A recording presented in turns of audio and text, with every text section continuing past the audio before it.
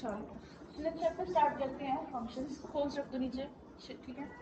तो function sequel में क्या होता है, कहते हैं function in SQL is a programming language used for managing and manipulating relational database. इसके ना थोड़ा थोड़ा काम प्रोग्रामिंग वाला आ जाता है क्योंकि functions are part of programming languages, लेकिन सीक्वल के अंदर इसलिए लेके आएगी ताकि इसको इनबिल्ट फंक्शन में यूज कर सको। आप खुद खुद कोई फंक्शन बना नहीं सकते, आप इनबिल्ट बने बनाए फंक्शन को यूज करोगे। देखो फंक्शन का काम क्या होता है, इनपुट लेना होता है, इनपुट के बेस पे प्रोसेसिंग करनी होती है, और जो भी प्रोसेसिंग हुई उसके बेस पे डिजायर्ड आउटपुट शो होता है। This is the actual meaning of a function. कहते हैं one of the most powerful feature of SQL is the ability to use functions to perform various operations on the data in a database. Data के ऊपर जैसे आप report generate करके भेजते हो, just like आपने जॉइंट्स के अंदर करा था, वही काम आप फंक्शंस के अंदर कर सकते हो but for a different manner. कहते हैं इसके अंदर क्या होगा, फर्स्ट ऑफ ऑल फंक्शन दो कैटेगरीज में जाएगा। एक को सिंगल रो फंक्शन कहते हैं, दूसरे को मल्टी रो फंक्शन कहते हैं। सिंगल रो फंक्शन को आप स्केलर फंक्शन भी कहते हो और मल्टी रो फंक्शन को आप एग्रीगेट फंक्शन भी कहते हो। एंड इंटरव्यूज में पूछे जाने वाला है this is the part aggregate function, जो आज हम सबसे पहले वही करेंगे। फिलहाल हम स्केलर फंक्शन को छोड़ देंगे, बस इतना याद रखेंगे। नहीं फिलहाल इसको छोड़ ही दो, पहले मल्टी रो फंक्शंस के ऊपर ही चलो। कहते हैं multiple row functions equal are used to return either group of values और अ सिंगल वैल्यू। मतलब इसके अंदर बहुत सारी वैल्यूज भी रिटर्न हो सकती हैं और सिंगल वैल्यू भी रिटर्न हो सकती है। अब ये रिजल्ट डिपेंड किसके ऊपर करेगा, बड़ा ध्यान से समझना इस चैप्टर को। सिंगल वैल्यू रिटर्न होगी या मल्टीपल वैल्यू रिटर्न होगी डिपेंड करता है किस टाइप की क्वेरी आपने लगाई, क्योंकि ये जो एग्रीगेट फंक्शंस होते हैं इसके अंदर आप variety of SQL query use कर सकते हो। आगे चल के जितनी भी सीक्वल क्वेरी यूज होगी वो इसी के ऊपर डिपेंड होगी, जिसको ये चैप्टर रहेगा उसको बाकी चीजें समझ में आएगी। कहते हैं these function are basically operated on set of rows and return one result और मोर रिजल्ट पर ट्रू। ये बहुत सारी वैल्यू के ऊपर अप्लाई होते हैं। बहुत सारी वैल्यू, अगर मान लो एक कंपनी टेबल के अंदर 1000 एम्प्लॉयज है और आपको फाइंड आउट करना है कि इस मंथ मैंने जो 1000 एम्प्लॉयज को सैलरीज बांटी है तो मेरा 1000 एम्प्लॉयज के लिए कितना खर्चा होगा। मान लो it is the 21 date of the month और मुझे एम्प्लॉयज को सैलरी देनी है। मैं कह रही हूँ पहले सेल्स के अंदर जितने 1000 एम्प्लॉयज हैं पहले उनको सैलरी दे दो। तो मुझे ये भी तो फाइंड आउट करना है ना कि 1000 के लिए मेरी पर सैलरी कितनी गई है। तो मैं ये करूंगी, सभी सैलरी का क्या कर दूंगी, सम कर दूंगी, क्योंकि मेरे पास रिकॉर्ड तो ऑब्वियसली होगा ना कि ये एम्प्लॉय है, उसकी ये एम्प्लॉय आईडी है, उसकी ये सैलरी गई है, और सभी सैलरी वाले कॉलम का अगर मैं सम करूँ तो आई कैन फाइंड आउट कि मैंने कितनी सैलरी इस मंथ में वेस्ट कर दी है एक सेल्स डिपार्टमेंट के लिए। बात समझ में आई। अब ये तो मुझे समझ में आ गया कि ये एक ग्रुप ऑफ रोज के लिए अप्लाई होगा और या तो इसका सिंगल रिजल्ट आएगा या तो इसका पर ग्रुप के अंदर रिजल्ट आएगा। बात समझ में आई, दो लाइनें सबको समझ में आ गई। कहते हैं multiple row function in Oracle is also called group function और it is also called aggregate function. Oracle के बेस पे आपको ये दोनों चीजें पूछी जा सकती हैं, so you should be aware of that. बात समझ में आई। कहते हैं aggregate function are also called multiple row function. These functions work on a set of record as a whole and return a single value for each column of the records which the function is applied. कहते हैं note that the column must be of numeric type। ये तुम्हें बस याद रखना है, जिस column के ऊपर तुम एग्रीगेट फंक्शन को यूज करते हो उनकी डेटा टाइप न्यूमेरिक्स में ही होनी चाहिए। अब चाहे वो इंटीजर में हो चाहे वो फ्लोट में हो, तुम सिटी के ऊपर numeric function sorry aggregate function को यूज नहीं कर सकते।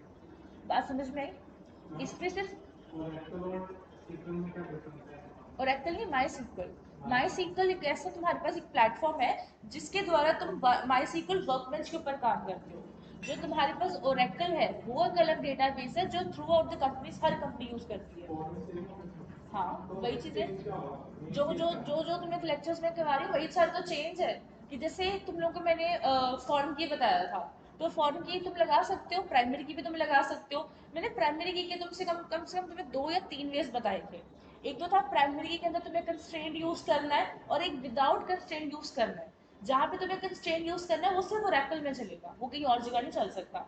अब जैसे ज्वाइंट्स करवाए थे तो फुल आउटर ज्वाइन नाम का कीवर्ड ओरेकल में नहीं चलता। उसके तुम क्या करते हो, लेफ्ट टेबल लिखते हो फिर राइट टेबल लिखते हो, उन दोनों के बीच में क्या लिख देते हो, यूनियन लिख देते हो। So there was the key differences between the MySQL workbench and the Oracle. Get my point. ये छोटे छोटे की पॉइंट्स होंगे जो तुम्हें नोटिस करने पड़ेंगे। फिर इसके लिए एक्सप्लेनेशन क्या होगा, ये सारे स्केलर फंक्शन होंगे, इसको बाद में देखेंगे। नहीं, वो डिफरेंट हो सकता है,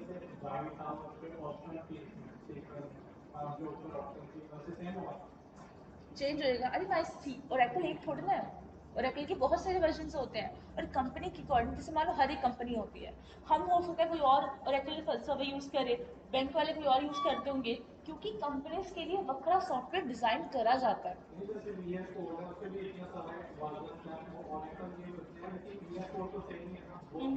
मैं वही तो कह रही हूँ, कंपनी के लिए अलग से चीजें बनाई जाती हैं जो उनके एम्प्लॉयज के लिए ठीक रहती है। बात सिर्फ इसमें बैंक के लिए, तो बैंक के लिए वो रो कॉलम को यूज करेंगे जो उनको ठीक से नजर में आ जाए, लेकिन वही चीज अगर तुम रेलवे के लिए यूज करोगे, वहां पे डिफरेंट मिलेगी, तो ये चीजें सेम नहीं होती। वो तो ओरेकल डीबी है, लेकिन उनके लिए स्पेशलाइज्ड सॉफ्टवेयर बनाए जाते हैं, सिर्फ जो उनके लिए, कंपनी के लिए, उसी एम्प्लॉयज के लिए होते हैं, वो किसी और के लिए नहीं होते। अब नेक्स्ट इसके अंदर ज़रा इस क्वेश्चंस को पढ़ लेते हैं। एग्रीगेट फंक्शन नीचे जाके मिलेंगे, इसके नीचे भी मैथ फंक्शन, ये मिल गए एग्रीगेट फंक्शन। तो फंक्शन क्या करेंगे, समराइज करेंगे result of a query and return a single value calculator from values in a column instead of providing the list of all the column.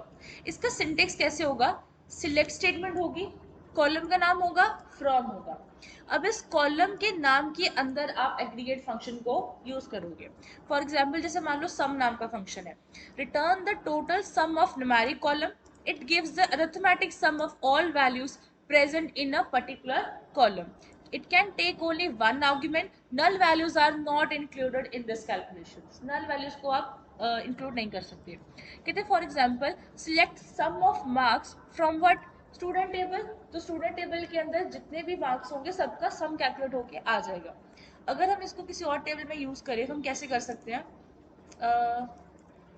ज़रा मेरे पास ये टेबल होना चाहिए, use DB select star of employee. तो मेरे पास ये 4 records आ गए, शायद मैंने पहले भी यही करा था, मिनिमम मैक्सिमम और ये sum of salary as total salary. तो मुझे ये टोटल सैलरी मिली, वाले टेबल के अंदर मैंने जितनी भी सैलरीज दी है वो मुझे सारी सैलरी यहाँ पे काउंट होके मिल गई। मैंने क्या लिखा, सिलेक्ट करो सम ऑफ सैलरी, यानी कि सैलरी कॉलम के लिए मैंने क्या लगा दिया, सम फंक्शन लगा दिया as total salary from employee. So as total salary से क्या होगा, इसकी एक हेडिंग सी बनी आ गई, ये देखो अगर मैं इसको थोड़ा सा जूम में करके लेके आऊँ, तो टोटल सैलरी उसका नाम लिखा आ गया। इस तरीके से आप रिपोर्ट्स जनरेट कर सकते हो। सेकंड इसके अंदर क्या है, एवरेज, कहते हैं return the average value of any column of expression based on a column, null values are not included. तुम्हें टेंशन लेने की जरूरत नहीं है कि एवरेज कैसे कैलकुलेट होता है, तुम्हें कोई फॉर्मूला डालने की, मीन मीडियन कैलकुलेट करने की कोई जरूरत नहीं है। एवरेज अपने आप वो सारा काम कर देगा। कि तुमने देखना है मेरा एवरेज सैलरी कितनी बनी है, तो उसके लिए तुम क्या करोगे, एवरेज फंक्शन लगाओगे और सैलरी कैलकुलेट होके अपने आप ही आ जाएगी। हाउ इट इज कैलकुलेटेड, वो इसी का अंदर फंक्शन बना हुआ है, तो तुम्हें टेंशन लेने की जरूरत नहीं है, तुम्हें अलग से कोई फॉर्मूला सोचने की जरूरत नहीं है। यही तो फायदा है इनबिल्ट फंक्शन का, तुम्हें खुद से काम ना करना पड़े, तुमने बस फंक्शन लगाया, कॉलम का रिजल्ट कैलकुलेट होके आ गया। बस याद क्या रखना है कि जिस भी कॉलम के ऊपर तुम एग्रीगेट फंक्शन लगाओ, that must be numeric type. बात समझ में आई।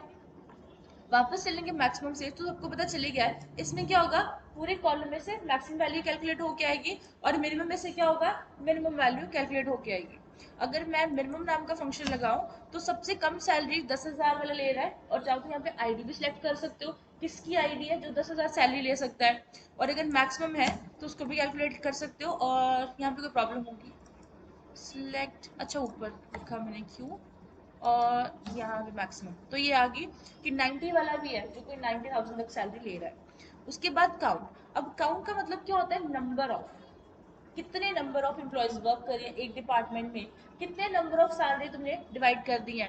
कहते हैं count the number of non null values in a column, it can take one argument which can be column name और स्टार, वो स्टार भी हो सकता है। काउंट ऑफ एवरीथिंग, स्टार मतलब क्या होता है, सारे कॉलम्स। कहते हैं when the argument is a column name, the count returns non-null values in that column. If the argument is an asterisk, then counts the total number of records या फिर rows along with the null values. अगर तुमने ये चीज लिखी तो तुम्हें null values मिल के आएंगी, अगर तुमने नहीं लिखी तो तुम्हें null values नहीं मिल के आएगी। कहते हैं satisfying the condition if any in the table, so it return the total number of record or from the table. For example, select count column name from, select count of from student। अगर मुझे ये जानना है एक department में कितने लोग काम करते हैं, तो मैं काउंट ऑफ फंक्शन लगाऊंगी इसके अंदर। जैसे मेरे पास होगा यहाँ पे काउंट ऑफ एज नेम, तो कितने लोग काम कर रहे हैं, तो 5 लोग मेरे इस टेबल के अंदर काम कर रहे हैं। नेम लिखो, आईडी लिखो, डिपार्टमेंट के बेस पे लिखो, वो तुम्हारी इच्छा है। ये बात सबको समझ में आई? यहाँ पे कोई डाउट है? अब तुम लोगों ने क्या करना है, ये जो 11 क्वेश्चन यहाँ पे लिख के दिए हुए हैं ना, ये 11 तुम लोगों ने सॉल्व करने हैं, प्लस पिछले 11 जितने, वो 2 दिन लगाओ, 3 दिन लगाओ, वेडनेसडे तक मुझे वो सारे क्वेश्चन सॉल्व चाहिए। 22 क्वेश्चन जितने भी हैं सारे सॉल्व होने चाहिए। बात समझ में आई सबको? अभी शुरू हो जाओ। वन मोर थिंग, अगर ये जो क्वेश्चंस हैं, ये जो मैं आज तुम लोगों को सेंड करूंगी, इस क्वेश्चन के अंदर अगर तुम्हारा कोई ऐसा एरर है जिसमें मेंशन होगा ग्रुप बाय या ऑर्डर बाय, तो तुम लोग उस क्वेश्चन को साइड पे रहने देना, वो नेक्स्ट चैप्टर के लिए शायद बीच में मर्ज हो गए होंगे। जब मैंने ये क्वेश्चंस इकट्ठे करे थे तो शायद 1-2 क्वेश्चन बीच में मर्ज हो चुका होगा, तो उसको थोड़ा इग्नोर कर देना। नेक्स्ट चैप्टर में जब हम क्लॉज वाला चैप्टर पढ़ेंगे तो हम इसको इकट्ठा कर लेंगे। बात समझ में आ गई है? इतना कर लोगे काम? तो ये मैं तुम लोगों को भी सेंड कर देती हूँ और 22 के 22 क्वेश्चन सॉल्व करना शुरू करती हूँ।